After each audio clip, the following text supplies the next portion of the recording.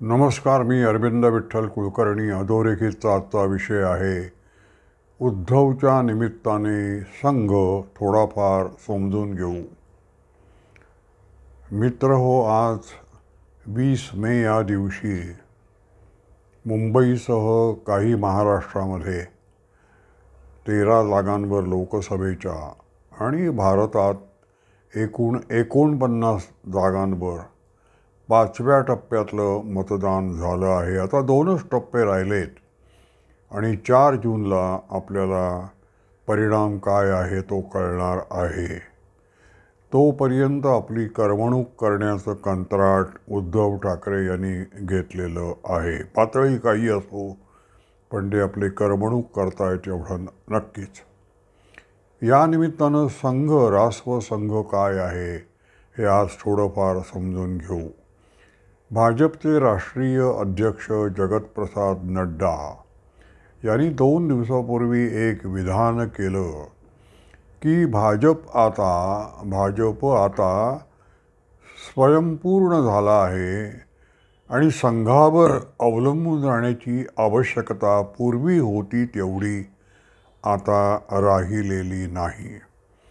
या त्यांच्या विधानावर उद्धव ठाकरे असं म्हणालेत, मुद्दाम लोकांच्या लक्षात आणून देण्यासाठी की केवढं भयंकर संकट भारतातल्या लोकशाहीवर आणि एकंदर सामंजस्यावर कोसळलेलं आहे आणि मोदी हा किती भयंकर माणूस आहे. त्यांनी असं म्हटलंय उद्धव ठाकरे यांनी की संघाला सुद्धा मोदी आणि भाजप संपवायला निघालेले आहेत. यूज अँड थ्रो ही त्यांची पॉलिसी आहे. संघाची उपयुक्तता आता संपली आहे. त्यामुळे भाजप संघावर बंदीसुद्धा आणू शकतो आणि संघाला गुंडाळून सुद्धा ठेवू शकतो. त्यामुळे अशा भाजपला, अशा हुकुमशाही वृत्तीच्या संघटनेला पुन्हा आपण निवडून द्यायचं की नाही याचा गंभीर विचार आपण करायला पाहिजे. मित्रहो, संघ काय आहे याची 5% सुद्धा माहिती किंवा कल्पना उद्धव ठाकरे यांना नाही. पण त्यांना समाधान एवढंच आहे की ते एकटेच याच्यात आहेत असं नाही. एकंदर माध्यमातली जी माणसं आहेत त्यांना संघावर ते टीका करतात, पण त्यांना संघ काय आहे याची माहिती फार थोडी असते. हा माझा प्रत्यक्ष अनुभव आहे. राहुल सिंग हे मोठे पत्रकार, खुशवंत सिंगांचे चिरंजीव, आणि आम्ही एकत्र काम केलेलं आहे. पण ते ज्याला दुसऱ्या एका रविवारी केवळ निघणाऱ्या दैनिकामध्ये काम करायचे आणि त्याला पंजाबमध्ये मला वाटतं एका संघाच्या शाखेवर वरून नाव आहे, मोहाली नाही असंच काहीतरी, मोठा हल्ला आतंकवाद्यांनी केला होता आणि शनिवार होता. तर मी मंत्रालयातून माझ्या ऑफिसमध्ये मिडडेत जाताना वाटेत म्हटलं राहुल काय करतोय ते बघूया म्हणून मी गेलो आणि म्हटलं काय. तो म्हणाला त्या तुमच्या संघावरच्या हल्ल्यावर मी लिहितोय आणि तो थोडंसं प्रतिकूल लिहिणार मला कल्पना असल्यामुळे मी म्हटलं तुला संघाची काय माहिती आहे रे, संघाची स्थापना कुठे झाली. त्यांनी असंच काहीतरी नाव घेतलं, कोणी स्थापन केला माहीत नाही. म्हटलं तुला मूलभूत गोष्टी माहीत नाहीत संघाच्या आणि तू संघावर टीका करणारा लेख कसा काय लिहितोस वगैरे वगैरे. हीच अवस्था बहुतेक पत्रकारांची आहे. त्यांना संघ, आता विधानसभेचं अधिवेशन होतं 1 महिना, हिवाळी अधिवेशन नागपूरला. अनेक पत्रकार जातात, त्यांना संघाच्या कार्यालयात भेट द्यावी आणि तिथे जे सरसंघचालक असतात त्यांच्याशी 2 मिनटं गप्पा माराव्या असं त्यांना कधी वाटत नाही. संघ ही टीका करण्याची एक हक्काची जागा आहे, कारण संघ कधी प्रत्युत्तर देत नाही, संघ वादामध्ये कधी उतरत नाही. त्यामुळे संघावर तुम्ही काहीही लिहिलं तरी ते खपून जातं, अशी एकंदर अवस्था आहे. मित्र हो, संघ परिवार म्हणून जे काही आहेत त्या ज्या अनेक संस्था संघांनी स्थापन केलेल्या आहेत त्यात भाजपसुद्धा आहे. भाजप हा प्रत्यक्ष संघाने स्थापन केलेला आहे असं नाही म्हणता येणार. संघाच्या विचाराच्या लोकांनी काळाची गरज म्हणून जनसंघ, मग जनसंघाचं पुढे जनता पक्ष आणि मग पुढे भाजप असं स्थित्यंतर झालेलं आहे. पण संघ परिवारामध्ये भाजप येतो. पण भाजप ही अशी संघटना आहे की जी संघाचं कमीत कमी नियंत्रण आणि त्या संघटनेला जास्तीत जास्त स्वायत्तता कोणाला असेल तर ती भाजपला आहे. संघ परिवारामध्ये कमीत कमी नियंत्रण. याचा अर्थ संघाचं दुर्लक्ष होतं असं नाही. संघ आपल्या विचाराला अनुकूल अशा पद्धतीनं भाजपची पावलं पाडतायत की नाही यावर संघाचं लक्ष असतं. पण संघ प्रत्यक्ष व्यवहारात फार ढवळाढवळ करतो असं नाही. अटल बिहारी वाजपेयी संघावर अधूनमधून टीका करायचे, पण एकंदर भाजपच्या नेत्यांचं धोरण संघावर टीका न करण्याचं किंवा अगदी कमीत कमी हजारातून एखाद्या वेळेला संघावर टीका करण्याचं असं. ती मातृसंस्था आहे आणि तो मुख्य आधार आहे कार्यकर्त्यांच्या दृष्टीनं, विचाराच्या दृष्टीनं, नैतिकतेच्या दृष्टीनं सुद्धा. एक जसा देवाचा आपल्याला आधार असतो म्हणजे आपल्याला वाटतं, तसं भाजपला संघाचा आधार वाटत आलेला आहे. हे ज्यांना कळत नाही त्यांना असं वाटतं की संघ भाजपचं नियंत्रण करतो. याचा अर्थ या दोन संघटना पूर्णपणे वेगळ्या आहेत असं नाही, पण त्या वेगळ्या आहेत. पुष्कळच स्वायत्तता आहे आणि भाजपचे आर्थिक व्यवहार त्याचा संघाशी काही संबंध असतो असं नाही. पण संघाची एकंदर भाजपकडे आणि राजकीय पक्षांकडे बघण्याची दृष्टी कशी आहे त्याविषयीचा एक किस्सा सांगतो. भाजप जनसंघ असताना त्याचे राष्ट्रीय अध्यक्ष दीनदयाळ उपाध्याय होते आणि उत्तर प्रदेशच्या निवडणुका लागलेल्या होत्या आणि दीनदयाळ उपाध्याय सायकलवरून फिरत होते. समोरून एक संघाचा प्रचारक आला. दोघेजण एकमेकाला ओळखत असल्यामुळे थांबले. गप्पा सुरू झाल्या आणि तो संघाचा प्रचारक म्हणाला, मग काय या निवडणुकीमध्ये आपल्याला यशाची निश्चिती किती आहे? दीनदयाळ म्हणाले, आपल्याला म्हणजे? तर तो म्हणाला, आपल्याला म्हणजे जनसंघाला. तर दीनदयाळ उपाध्याय त्याला म्हणाले, अरे तू संघाचा प्रचारक आहेस ना, मग भाजप तुला आपला कधी वाटायला लागला? संघाच्या प्रचारकाला सगळे राजकीय पक्ष आपले वाटले पाहिजेत. त्यांनी भाजप आणि इतर पक्ष असा तरतमभाव करता कामा नये. आपल्याला सगळ्या राजकीय विचाराला हिंदुत्व म्हणजे काय ते समजून द्यायचं आहे. त्यामुळे सगळ्यांशी आपले प्रेमाचे, सलोख्याचे संबंध पाहिजे. त्या एकट्या भाजपचा विचार संघाच्या प्रचारकांनी करता कामा नये. ही संघाची राजकीय पक्षांविषयीची सैद्धांतिक भूमिका आहे. आता व्यवहारात कशी भूमिका असते ते आपण पाहू. रामभाऊ म्हाळगी यांचं निधन झाल्यानंतर त्यांच्याविषयीच्या मुंबईतल्या एका शोकसभेत समाजवादी पक्षाच्या नेत्या प्रमिला दंडवते यांनी हा किस्सा सांगितला आहे.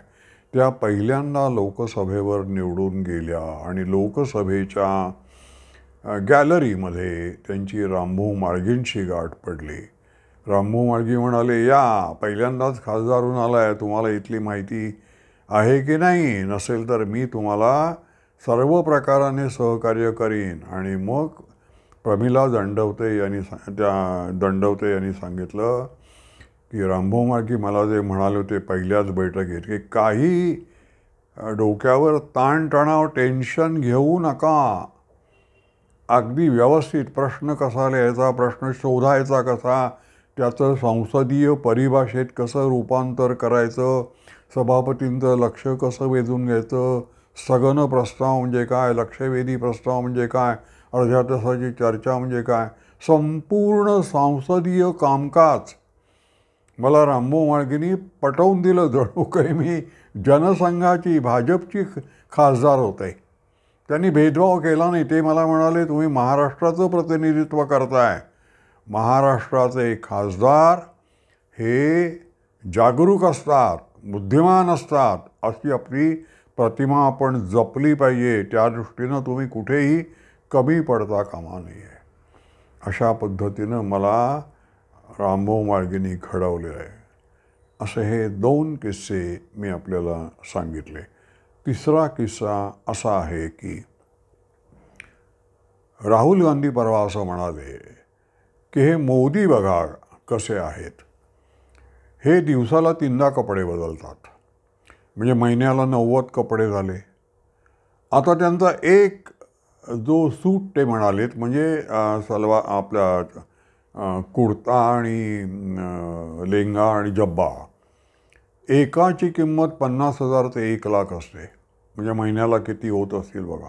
एवढं यांना कसं परवडतं? कारण पंतप्रधानाचं वेतन हे महिन्याला 2.5 लाख असतं, असं राहुल गांधींनी सांगितलं.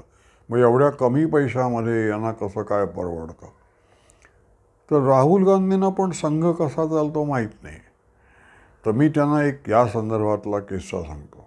मोदी हे संघाचे प्रचारक होते. प्रचारकाची एक जीवनशैली असते आणि ती जर एकदा अंगवळणी पडली की तिचा परिणाम शेवटपर्यंत टिकतो. संघाच्या प्रचारकाला संघ वेतन, पगार, सॅलरी देत नाही. त्याचा जो काही महिन्याचा खर्च असेल तो मात्र देतं आणि त्यात कुठेही हयगय काटकसर करत नाही. तरीसुद्धा संघाचे प्रचारक हे अतिशय काटकसरीनं राहतात. नाना पालकर हे संघाचे मोठे प्रचारक. डॉक्टर एडगेवारांचं पहिलं चरित्र त्यांनी लिहिलं, इस्रायलवर पहिलं पुस्तक त्यांनी लिहिलं, वगैरे वगैरे मोठे. आणि कवी, संघातली अनेक गीतंही नाना पालकरांनी लिहिले. ते जेव्हा प्रचारक म्हणून बाहेर पडले, ही 1950च्या आसपासची गोष्ट आहे, तेव्हा त्यांचे सगळे भाऊ एकत्र जमले आणि म्हणाले, नाना आता संघाचा प्रचारक जातोय, आपण खर्च वाटून घेऊया.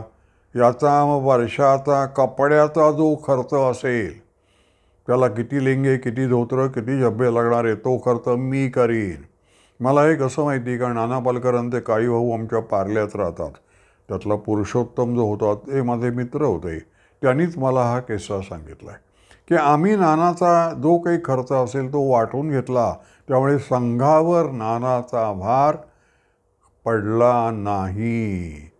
तीच मोदींची पण जीवनशैली आहे. त्यामुळे मोदींचा जो कपड्यांचा खर्च आहे त्याचा भार भाजपवर किंवा संघावर किंवा आणखीन कोणावर पडत असेल नाही, असंच काहीतरी ते. अर्थात आता एवढे महाग ते कपडे घालतात. पण मग राहुल गांधींची अपेक्षा काय आहे की मोदींनी गबाळ्यासारखं फाटके कपडे घालून असं राहावं. भारताचा पंतप्रधान आहे तो. ते असे दिमागदार भपकेबाज कपडे नाही घालत, पण व्यवस्थित कपडे घालतात. आता एकमेकाला प्रश्नच बेजबाबदारपणे विचारायचं ठरलंय म्हणून मोदींचा जो खर्च आहे तो जो बघितला आपण, तर राहुलला आपण एक प्रश्न विचारू की मोदींना निदान काहीतरी वेतन तरी मिळतं, पण राहुल गांधी तुमची जी राहणी आहे ती सामान्य माणसाला परवडणारी नाही, ती खासदाराच्या वेतनामध्ये झेपणारी नाही. आणि तुम्हाला तर उत्पन्नाचा काही मार्गच नाही आहे दुसरा. एक नवा पैसा आजपर्यंत तुम्ही कष्टानं मिळवला आहे असं नाही म्हणता येणार. मग तुमचा हा खर्च करतं कोण सगळं, असं तुम्हालाही प्रश्न विचारता येतील. तसंच उद्धव ठाकरे यांना सुद्धा प्रश्न विचारता येईल. उद्धव ठाकरे यांनी परवा संघाचा जो भगवा ध्वज आहे त्याला ते संघाचं फडकं असं म्हणालेत. माणूस किती नीच होतो, किती खालच्या पातळीवर जातो आणि विरोधकांविषयी इतकी घाणेरडी भावना. महाराष्ट्राची ही परंपरा नाही हो. विरोधकांविषयी संघाचं इतर सर्व नेत्यांशी, दत्तोपंत ठेंगडी यांचं सगळ्यांशी अतिशय घनिष्ठ संबंध होते. त्यामुळे संघाच्या प्रचारकांचं कोणाचीही वैर नसतं, त्याला सगळीकडे आदरभाव असतो. पण उद्धव ठाकरे हे भगव्या ध्वजाला फडकं म्हणाले. यावरून ते किती काँग्रेसच्या अधीन झालेले आहेत, किती ते हिंदुत्वापासून दूर गेलेले आहेत. अहो, शिवसेनेचा जन्म झाला नव्हता. शिवसेनेचे जे बाकीचे नेते आहेत त्यांचा जन्म झाला नव्हता तेव्हापासून 1925 पासून संघ ही भारतातली एकमेव संघटना आहे की जी प्रत्येक दिवशी उघडपणे मैदानावर भगवा ध्वज लावते आणि ध्वजप्रणाम होतो. त्या ध्वजाला शाखा प्रणाम करते सकाळ संध्याकाळ आणि त्याच्यासमोर भारताच्या हिंदू राष्ट्र म्हणून गौरवगान होतं. हे उद्धव ठाकरे यांना माहीत नाही का? तुम्ही मोदींना विरोध करा, पण तुम्ही भगव्या ध्वजाचा अपमान करता तेव्हा तुम्ही शिवाजी महाराजांचा अपमान करता, हिंदवी स्वराज्याचा अपमान करता. ती जी शिवाजी महाराजांची परंपरा आहे. नंतर रामाचा ध्वज हा भगवा आहे, कृष्णाचा ध्वज हा भगवा आहे, हनुमानाचा ध्वज हा भगवा आहे. भगवा रंग हे पावित्र्याचं, त्यागमय जीवनाचं निदर्शक आहे, भारतीय संस्कृतीचं निदर्शक. तुम्ही डॉक्टर आंबेडकरांची घटना हे विसर्जित करणारे तसा प्रचार करता आहात. आंबेडकरांची प्रकृती खूप खालावली होती आणि ते लोणावळ्याला कैवल्यधाममध्ये विश्रांती घेत होते. त्यावेळेला एक दिवशी त्यांनी आपल्या स्वीय सहाय्यकाला सांगितलं की मला विवेकानंद जसे कपडे घालायचे ना भगवे, तसे घालायची इच्छा आहे. तसाच फेटा, तशीच कपडी तू शिंप्याला बोलावणार. आणि मग आंबेडकरांनी कपडे शिवून घेतले, भगवी कपनी शिवून घेतली, ती घातली. आरशात उभं राहून, आरशासमोर उभं राहून बघितलं आपण कसं दिसतो आणि त्यांना खूप समाधान वाटलं. नानासाहेब फाटक एवढा मोठा नट, मी त्यांना एकदा विचारलं होतं की तुम्हाला कोणत्या भूमिकेत? ते म्हणाले की त्यागराज अशी काहीतरी एक भूमिका आहे, त्यात ती साधूची भूमिका आहे आणि भगव्या कपडे. ते म्हणाले त्या भूमिकेत मी जेव्हा जातो ना तेव्हा मी ट्रान्समध्ये, समाधीमध्ये जातो. भगवे कपडे अंगावर चढवले की एक वेगळं तेज, वेगळं पावित्र्य असं लाभतं. तर त्या ह्याला तुम्ही फडकं म्हणता आणि तुम्ही संघाविषयी वाटेल ते गैरसमज पसरवता. भाजप संघाला बुडवून टाकणारे. संघ म्हणजे उद्धव ठाकरेची शिवसेना नाही आहे हो. संघासाठी हजारो लाखो कार्यकर्ते त्यांनी रक्त घाम असे वाहिलेले आहेत आणि ती त्यागावर, पूर्णपणे समष्टी भावानं उभी राहिलेली ती जवळजवळ एकमेव संघटना आहे. त्यांना वैयक्तिक महत्त्वाकांक्षा संघ स्वयंसेवकाला नसते. संघाचा विजय, भगव्या ध्वजाचा उत्कर्ष हाच त्याचा उत्कर्ष, त्याचा विजय असतो. हे उद्धव ठाकरे, राहुल गांधी कधी समजतील तेव्हा समजू देत. पण हा सर्वसामान्य माझ्या व्हिडिओचा जो श्रोता आहे त्याला समजलं तरी पुष्कळ झालं. माझा व्हिडिओ आपल्याला आवडला असेल तर लाईक करा, शेअर करा आणि सबस्क्राईब करा. धन्यवाद.